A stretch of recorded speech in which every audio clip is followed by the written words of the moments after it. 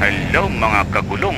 Alam niyo ba, kanina ba ako naglalakad, nagtutulak ng motor mula doon sa ITI Ortigas hanggang sa makarating na ako ng Libis. Wala pang tumutulong sa akin. Kaya ang naisip ko, maglagay ako ng camera habang nagtutulak. Baka sakaling may magkusang loob, magandang loob, sabi ko, bibigyan ko ng konting regalo or pabuya. Ito mga kagulong ay naubusan talaga ako ng gas mula flyover ng IPI. Papunta ako ng Cubao, Quezon City. So isipin nyo, ang layo ng pinagtutulakan ko guys, mga kagulong, mula IPI hanggang Libis. So ayan, so binilang ko mga kagulong yung mga dumadaan na mga motorista. Hindi lang 30, hindi lang 40 ang napadaan, pero ni isa man lang sa kanila, wala man lang nagtanong, wala man lang kuminto, ano bang nangyari Pops. Pero okay lang yan mga kagulong. Mahirap umasa. Kahit ako'y bilang responder, marami akong natulungan sa daan. So mahirap umasa na pag tumulong ka ay mayroong kaakibat na kapalit or ganting pala. So mahirap yun guys. So buti na lang ito, nakita ko si Jollibee ay si Macdo ay wala pa rin, di ko pinapansin yan mga kagulong, kasi hindi yan ang makakatulong sa akin, di ba? So nauhaw man ako, may baon akong inuman ng tubig, kaya okay lang mga kagulong. So yun, so may nakita ako, buti na lang, alam ko ito ang makakatulong sa akin. Ayan oh. Yun, yung may gasolinahan dyan, ayan oh.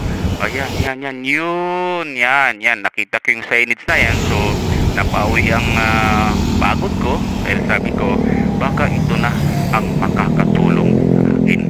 So siyempre mga kagulong, hindi ako umasa, nagpakasakali lang mula IPA hanggang dito sa gasolinahan na to sa may Libis, eh wala man lang di isang nagtangkang tumulong o nagtanong man lang na itulak. Pero walang problema sa akin yung mga kagulong, dahil tumutulong tayo na walang anumang inaasang kapalit.